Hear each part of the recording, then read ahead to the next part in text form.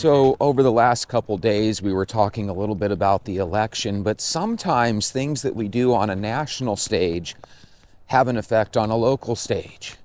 And sometimes things that happen locally change the way we view things nationally.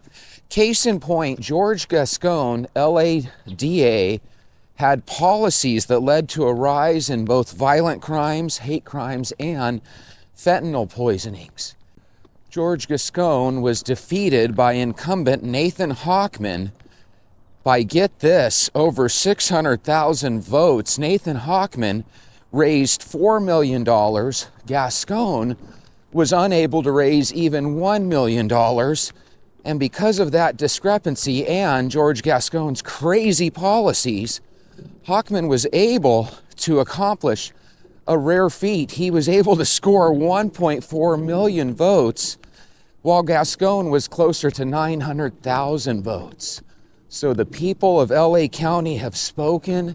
They are tired of the craziness.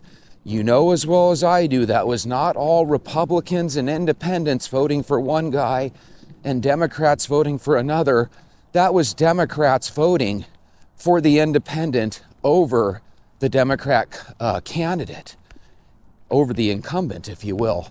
And that's a good sign. What that tells me is that it doesn't matter if you're red or you're blue or you're somewhere in the middle. Nobody likes crime. And when you make it impossible to seek the death penalty for murderers, when you make it impossible to have teens tried as an adult, and when you make it easier for heinous criminals to go back into the community, you're going to end up losing. The only problem I have is that it took so long for people to wake up. Here's the scary thing. How did this guy even get close to 1 million votes? That just goes to show you that some people go into the election box with their eyes closed and just blindly check off the candidate that they grew up rooting for, which in this case was the Democratic candidate.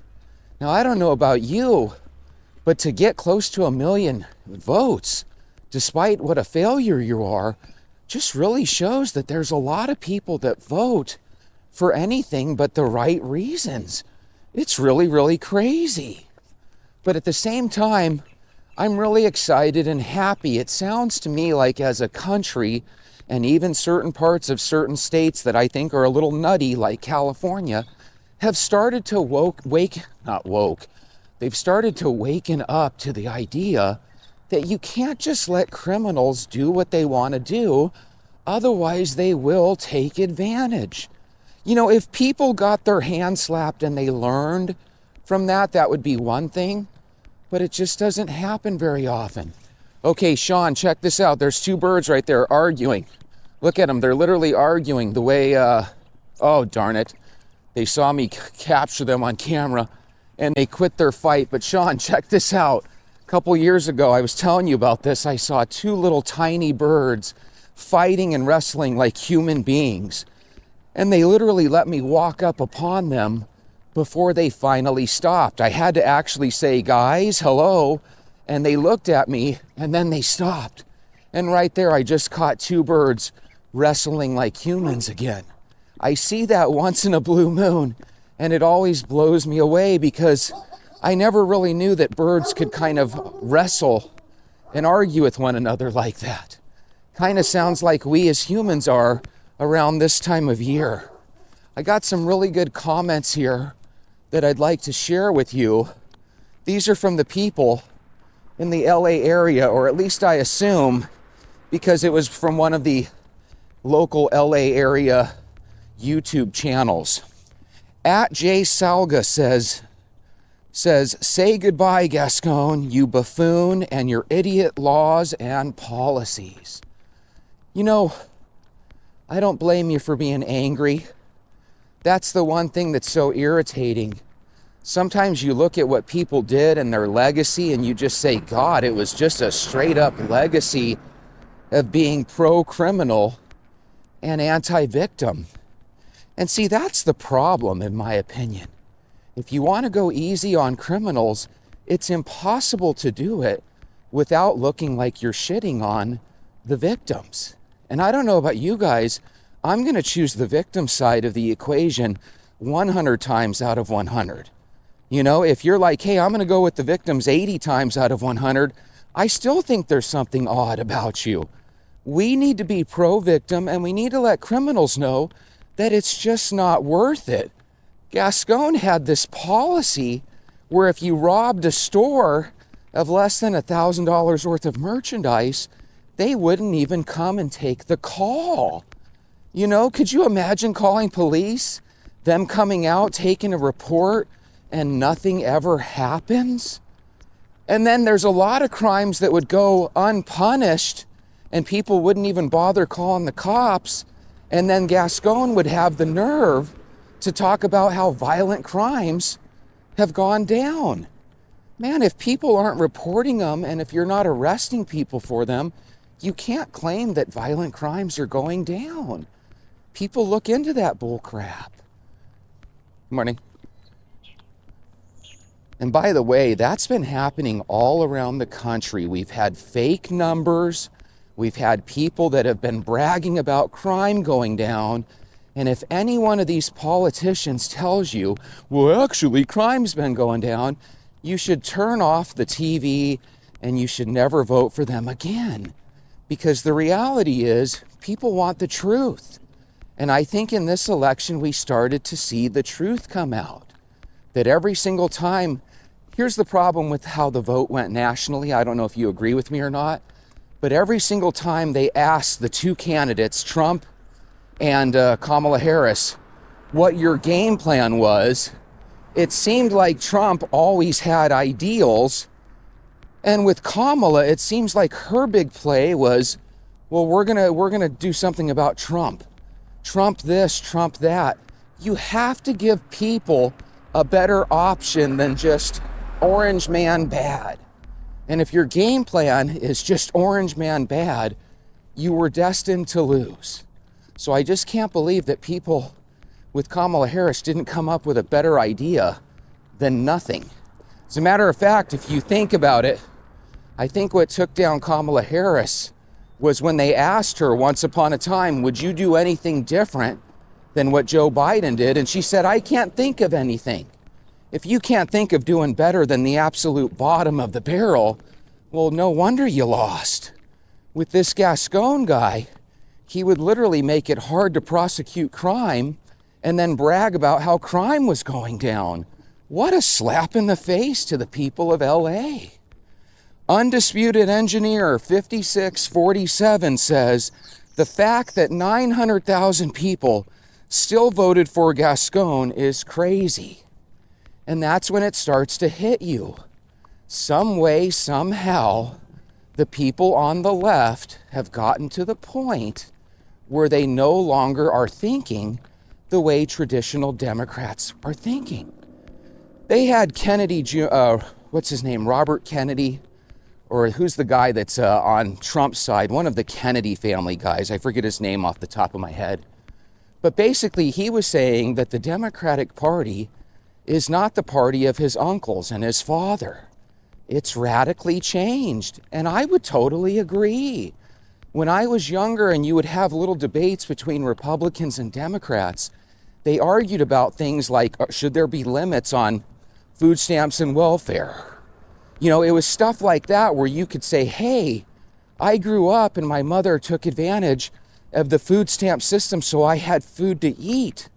So even as a person that was slowly but surely becoming conservative as I was getting older, you still understood that there were certain things that were usually associated with the Democratic Party, like social services, welfare, and food stamps, that although they annoyed people, they were still necessary because, by golly, kids have to eat.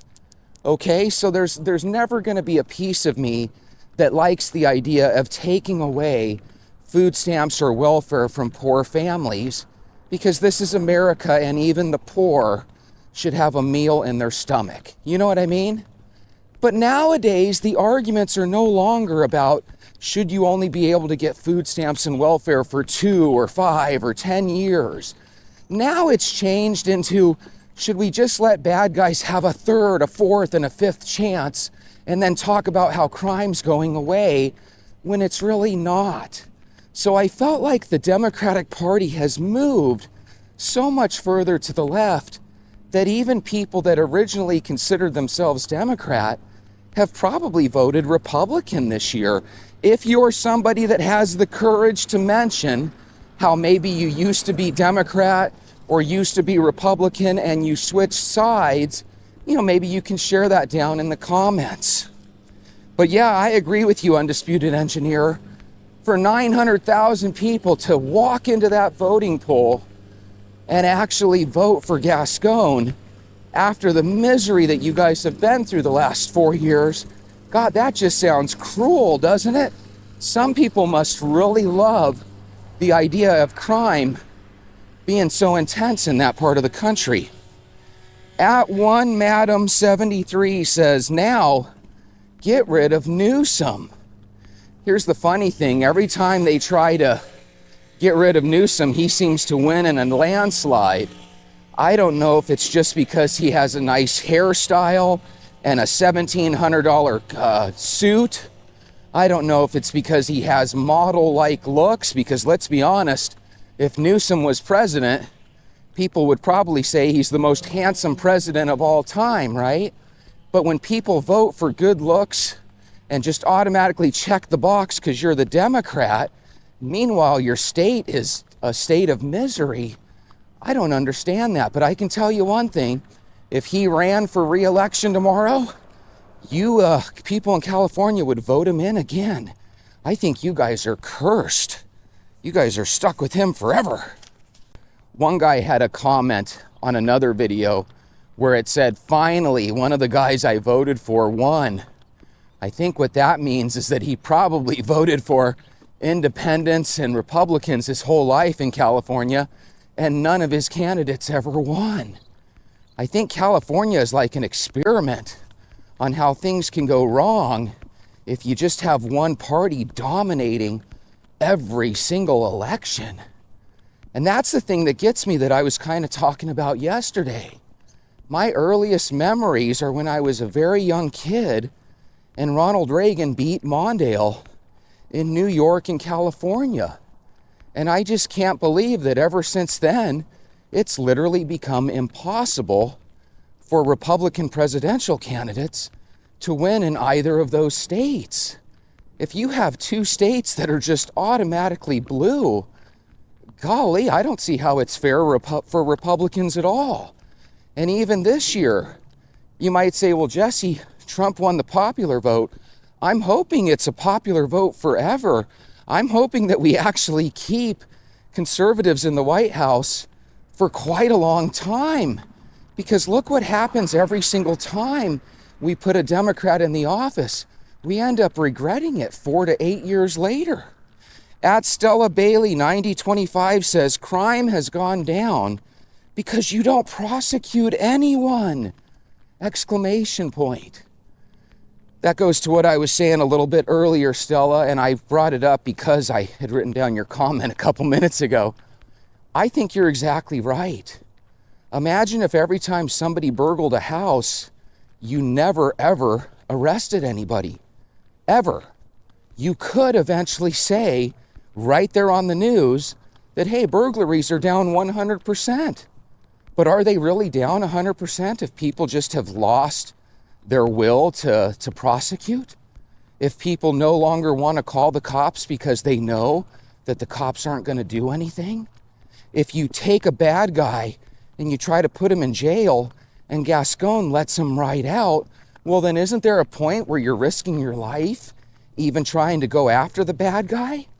Because if you get him in jail for a couple of months and he comes right back out on the streets, don't bad guys usually want to get revenge? I would think so. And if they're okay with hurting you or trying to kill you, and then they're back on the street, guess what? The next time they're going to be successful in hurting or trying to kill you. And that's why people got rid of you, George Gascon. Now, this last comment that I wrote was kind of hardcore. But what I tried to do when I read this comment is I tried to put myself into a situation. What would you do if you were in a group of people and maybe you were affected by these bad policies of George Gascon, and all of a sudden, what if he was right next to you in a crowd? This guy, Grega Fornia Teasy, says Gascon should leave the city. It's going to be hard for him and his family. The legacy he left will be discussed long after he's gone. I kind of agree with you. If I was George Gascon, I don't think I would want to be in a crowded mall, ever, because he's got such a unique look, right? You could spot him from a mile away. And I just have a feeling that he's going to be at restaurants and he's going to be in movie theater lines. And I have a feeling he's going to hear some really unpleasant stuff. So I guess my question to you is, let's put ourselves in George Gascon's place. Would you feel safe in a state or a city where people absolutely dislike you like crazy? You know, we like to think that we're safe everywhere. Here's the thing.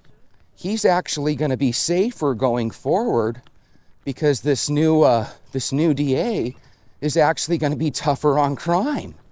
So isn't that crazy? That if George Gascon's policies weren't changed, right, then more than likely he would be in danger going forward. But here's another thing that I'd like to say. We learned this from Paul Pelosi. Paul Pelosi gets in a accident, drunk as a skunk, and basically nothing happens to him. A little slap on the wrist, right? But somebody tries to take out Paul Pelosi. Next thing you know, that guy is locked away for life without a chance of parole. Well, if anybody does anything to Gascon, guess what? They're going to get the maximum penalty thrown at them. It seems a little unfair. It seems like a lack of justice that Gascon is okay with other people being victimized. But I guarantee you, if he and his family were victimized, they would want people prosecuted to the full extent of the law. And if you did anything to him or his family, he would probably be open to things like the death penalty or a permanent sentence without possibility of parole. And that's what makes these people so unfair in my eyes. They want the policies that I describe when it comes to protecting them and their families, but they don't want you to have those same protections. And that's why I feel that most people should really reconsider, is this the party I grew up in? If you've been a Democrat for the last 30 years, do you really feel like the party is the same? Because I feel like it's changed completely. There's a lot of things that kind of went wrong over the last 4 or 5 years. Now, we can blame it on the pandemic all we want, but I don't.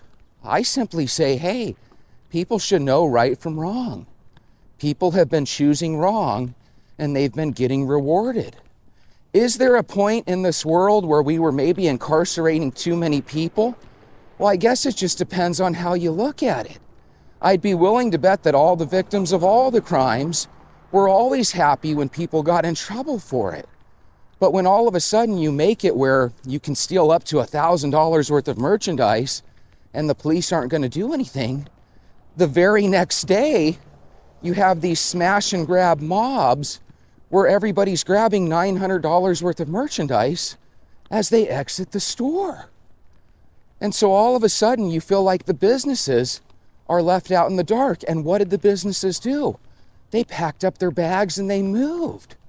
So now because of this guy, it's harder for people to get their prescriptions because the CVS pharmacy left the city. It's harder to get prescriptions because Walgreens followed suit. You can't buy fresh food because Walmart has left the city. And then we as people have the nerve to blame Walmart and say, oh my God, Walmart, you're turning your back on LA, you're turning your back on Chicago. Nobody in their right mind would have a business open where people have a green light to steal from you. And in case you're thinking this doesn't affect you, it does. Go to a Walmart or Target, go by the pharmacy aisle, and even simple things like a stick of deodorant, in many cases, is behind a lock and key.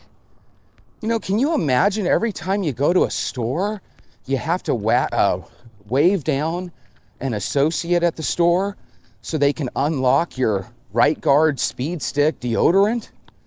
That's ridiculous. It was never like that when I was little, ever.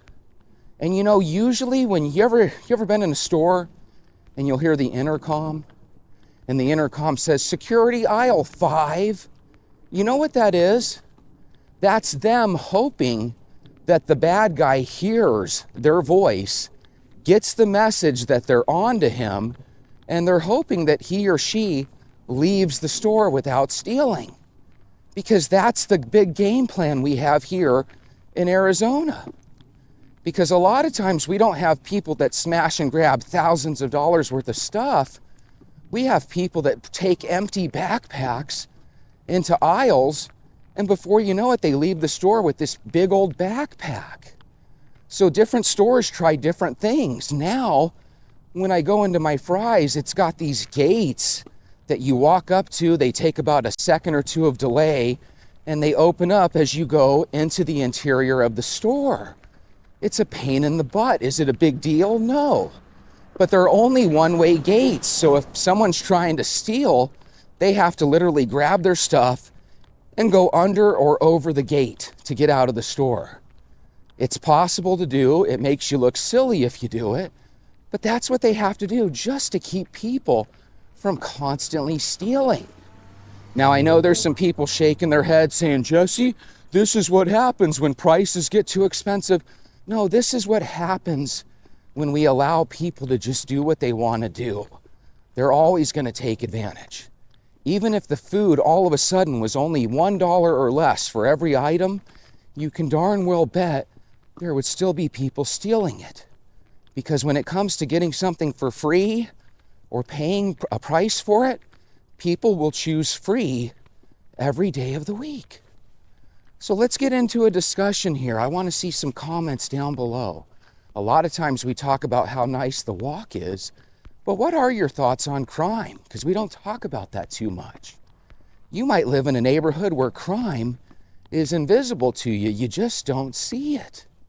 But a lot of times these good neighborhoods are adjacent to iffy ones.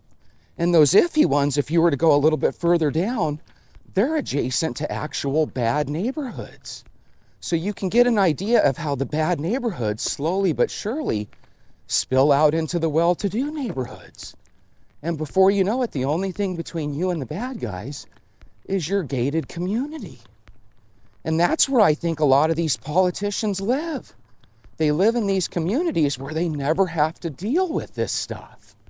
And then like Paul Pelosi, all of a sudden a scary guy gets into his home, and now that guy's behind bars for the rest of his life.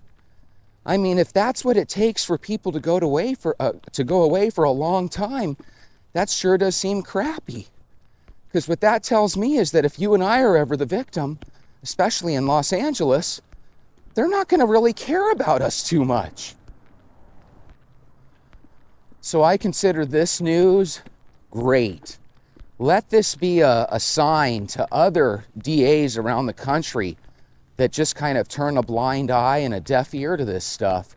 Your days are numbered.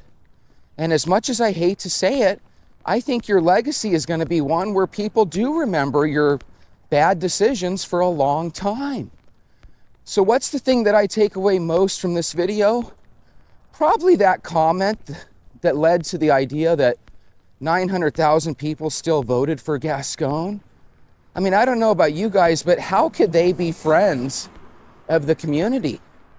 I don't know about you, but if I had some family member that was a victim there, and I knew that 900,000 people still voted for that guy, I would be extremely disappointed in them.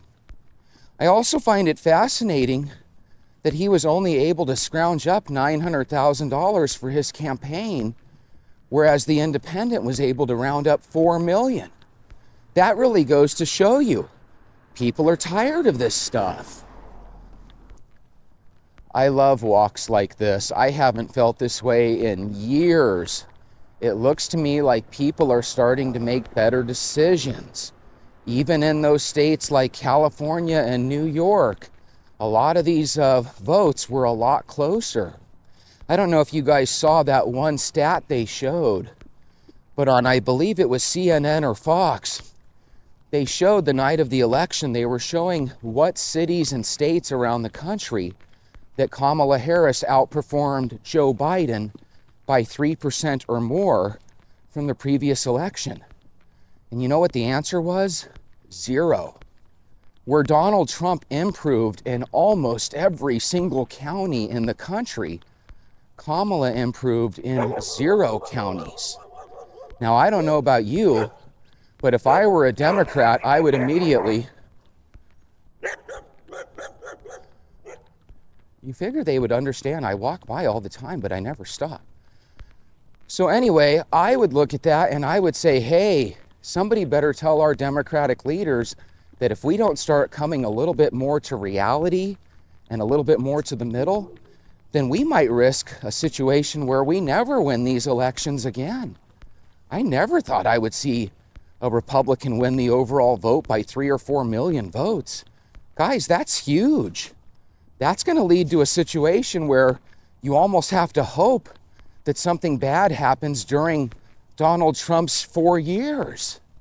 Because otherwise, I think we're going to continue to see this. Now, I say that when I know deep in my heart, almost every incumbent ends up losing some support. So here's the crazy thing. In 4 or 5 years, when they do the election again, there's always a chance the Democrat's going to win because people are going to say, oh my goodness, thank God we got rid of that Trump. Orange man bad.